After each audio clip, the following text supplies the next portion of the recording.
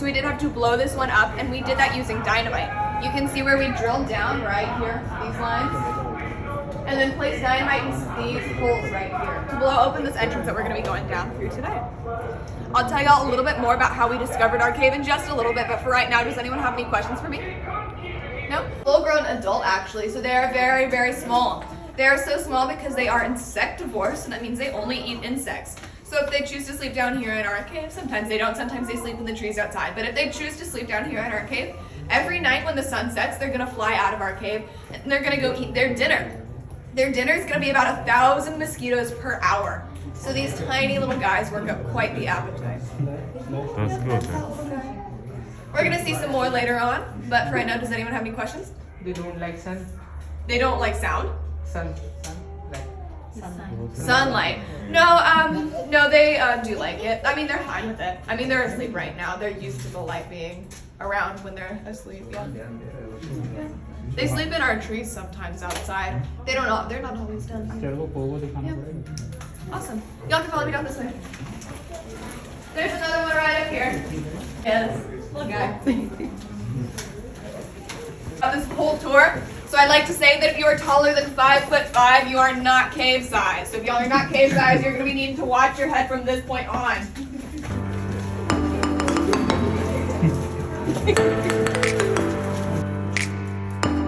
All right.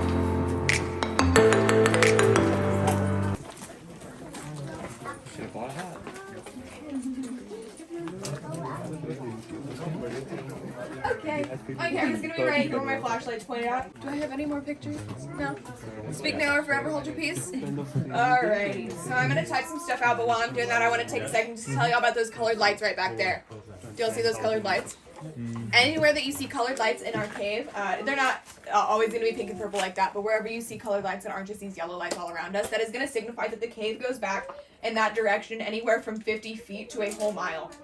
So we do have about 5 miles of cave discovered. We're only going to see about a half a mile of cave on this tour, though. If you want to see some more of those miles, you can take our other tours, like our Hidden Passages tour, which is actually going to start right there. That tour is not going to be paved like this one is, so the ground is really gravelly. And it's also not going to be lit up like this tour is, so everybody gets their own flashlight just like this one. We're not doing that though, we're going this way.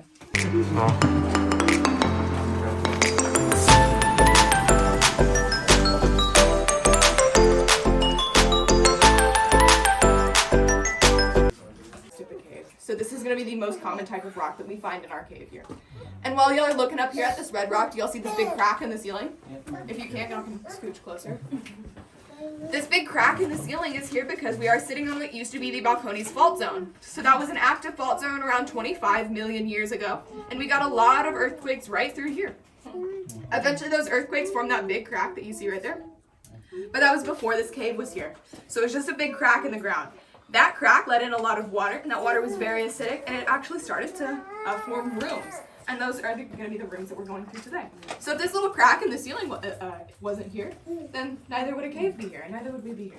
So it's kind of like our birthday room. Happy birthday, cave. Okay, sorry. Yeah, sitting around. Yep. He's right there. He's moving. I like sound. Oh, there's another one that's awake.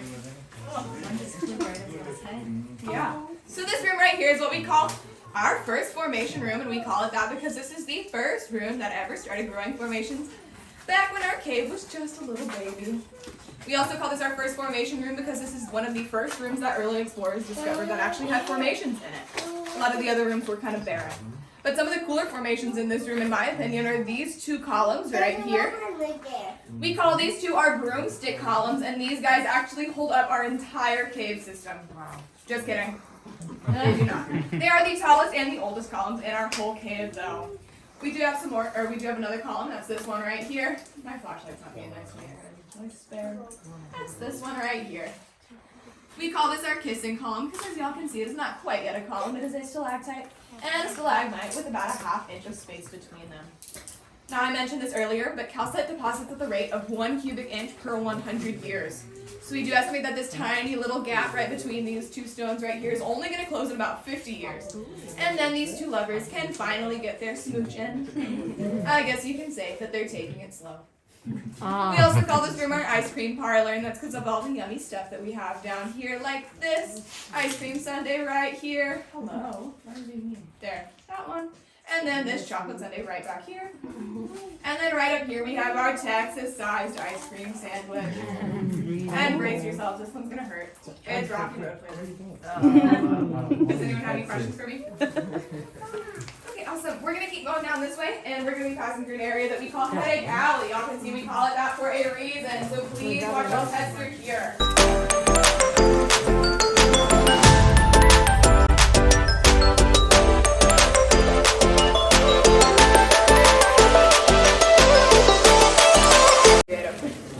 But back in 1963, they wanted to build I-35 right where the land we're standing under right now. And they wanted to make sure that ground was solid enough to hold a big, heavy interstate. So they drilled 23 holes in a 1 acre area, and actually 8 of those drill bits broke off into our cave. So that is why. Yeah, so you can see one of those original holes right here. And one of these holes, they actually widened to about 2 feet, and that is this one right here. Here they sent their bravest and their tiniest man down. His name was Jack Bigham. Jack was just holding on to a pipe when they lowered him through 33.5 feet of solid rock before he entered our cave. Whenever he did enter our cave, it was pitch black down here, and the humidity levels were so high it felt like a thick layer of fog was all around him. So they lowered him down, and he landed right here on this pile of petrified bat guano, or bat poop. And this is here because about 14,000 years ago, an ancient bat colony used to live right up here. And you can see we're actually starting our own bat colony with this thing right in the background. Just kidding. Yep. But even though there is a cave down here, they did establish that this land was solid enough to hold I-35. That's because they only needed about 10 feet of solid rock for that land to be considered totally stable. And like I said, we have 33.5 feet of solid bedrock between us and the surface. So I-35 does run right over our heads. It runs in this direction. So sometimes we can hear distant thundering or rumbling sounds, and that's going to be big, heavy cars or semis that are passing over our heads. So we can hear the traffic from I-35 right down here. That's pretty cool. Usually with larger groups, I can't hear it, but if y'all do hear it, that's what it is. Does anyone have any questions for me? Very cool. Of time. This is going to be one of the very oldest formations in our whole cave. Some UT Austin students wanted to know just how old it was, so they went around the back and they drilled a core sample. Using that formula that I gave y'all earlier, which is that calcite deposits at the rate of 1 cubic inch per 100 years, they did determine that this guy right behind me is about 400,000 years old, so very, very, very old. Wow. We call this our flowing stone of time because it is not a stalactite or a stalagmite. It is actually something just a little bit different. It's what we call a flow stone. Flow stones are going to be formed from flowing water, whereas stalactites and stalagmites are going to be formed from dripping water. So sometimes we can still see water flowing from right up here. We've had a bit of a dry couple of days, so we don't really see any water right now. But usually water would flow from right up here, and then it would end up right here. This rim pool right here, whenever it is full, it is about 3 feet deep, and it holds about 100 gallons of water. It is only about half full right now, so about 50 gallons of water. Now, do y'all think that water is safe to drink? No. It is actually going to be completely safe to drink. That's because every impurity is going to get filtered through the stone above our heads, and when it gets here, it's going to be left about 96 to 99% pure. And that is more pure than a lot of the water that you drink at home. Wow. Now, since I'm from the area, I might be drinking this water one day, and if y'all live in this area, you might be too. That's because all of that water is eventually going to run down and deposit into the Edwards Aquifer.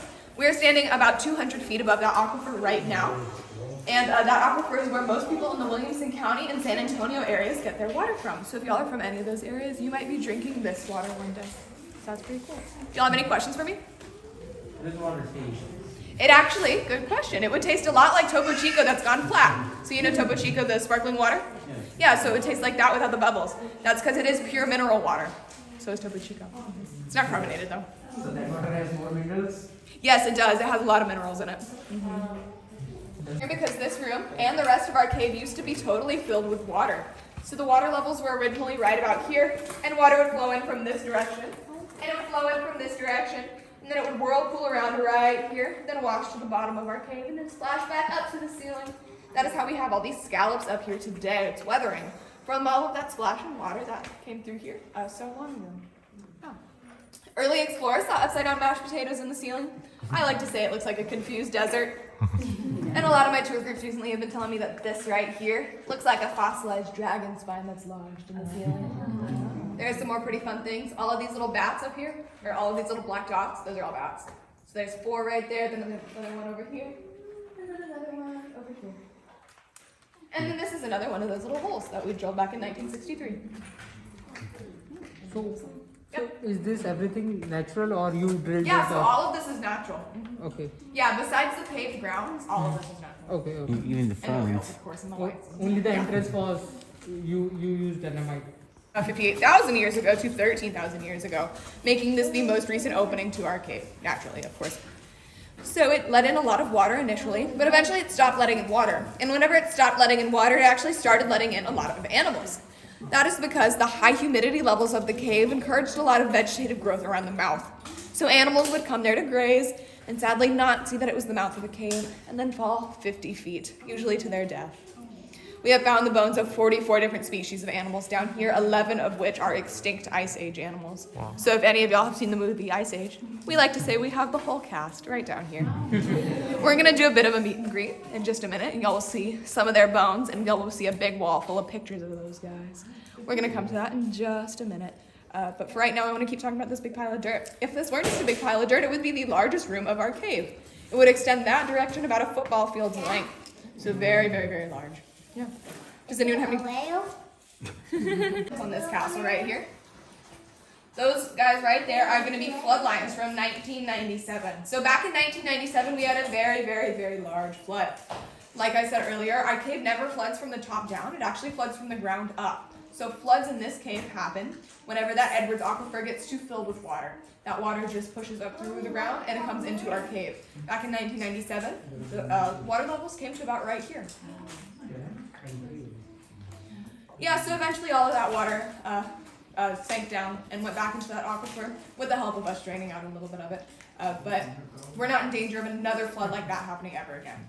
That is because there are so many people in the Williamson County and in San Antonio areas that are drinking all of that water in that aquifer now that those water levels in there are actually fairly low. So we're not in danger of another flood like that happening anytime there are still people in the Williamson County and San Antonio areas. So it is kind of cool that we get to see those today though. Do y'all have any questions for me? Yeah, what's up? How do you get the electricity for these lights, or are they like? Yeah, so all of them are connected to wires. So if you just, I mean, you can see wires basically everywhere. We try to hide them, but we didn't really do a good job. It's just I don't know. You actually did a good job because These were actually done back in the 60s. So back then we had a lot of people coming through this passageway right here, and this is a semi-man-made passageway. So a lot of this was dug out, just what's around us. So it was a lot thinner before. So we dug it all out, and then a lot of that dirt from that sinkhole that I showed y'all earlier was getting in this passageway. And it was crowding things up and making it really, really difficult to get through here. So they wanted to seal all of that dirt off, and they did that with this big retaining concrete wall. They knew, though, that tour groups were going to be coming through here, and they didn't want them just looking at some boring right down here. And I'll take a second to tell you about each of them. This right here is our giant ground sloth. Right here. This guy was a ground sloth because he was so big that the trees could not hold him. He was around the size of a Chevy Suburban. Yeah, or a really big SUV. Right here we have our Glyptodont. This was a relative of the modern day armadillo, and this thing was also fairly large. It was around the size of a Volkswagen Beetle. Yeah. Okay, so we're going to scooch up just a little bit more so I can get everybody in here. This right here is our Equus. This was not the modern day horse. This was only a relative of the modern day horse. And I just said that those two animals right there were really big, so y'all are probably expecting me to tell y'all that this guy was also super large. And that's actually not going to be true. He was only around the size of a German Shepherd. What? Yep, so cute and tiny. Y'all might have missed this guy right here. This is our black-tailed prairie dog. This guy is the only animal up on this wall that is not extinct today. He has actually remained virtually unchanged for the past 25,000 years, making them the scariest animal up on this wall. True. This right here is our saber-toothed cat. He was not a saber-toothed tiger. They were just a little bit different. It's kind of similar to how lions and tigers are similar, but still different today. He was around the size of this painting, and these teeth were pretty long. They were around 4 to 6 inches long, and they were actually both serrated like a steak knife. So a bite from this guy would be really ugly. Right up here we have our peccary. The peccary was a relative of the modern-day boar, or javelina, and this was the most common type of bones that we found down here in our cave. That is because they lived as pack animals. So they would all be grazing around the surface. One would fall into our cave, and then here come all the rest. Yeah, they were not the brightest. So it is also a lesson not to be a follower, you guys, right? All right, y'all can follow me to this next animal. Right, here we have our camelops, and it's hard to believe we had camels here in Texas, but we did. They were a little bit smaller than their modern-day Egyptian relatives, and we're not quite sure if they had this hump right here or not.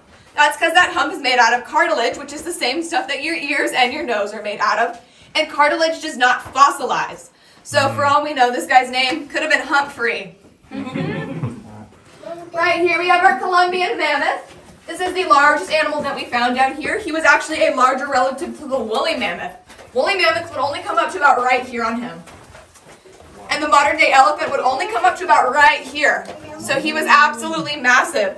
These tusks were also super long. The longest pair of Columbian mammoth tusks that were ever found in a town outside of Lubbock that is called Post, Texas. And those tusks were 16 feet long.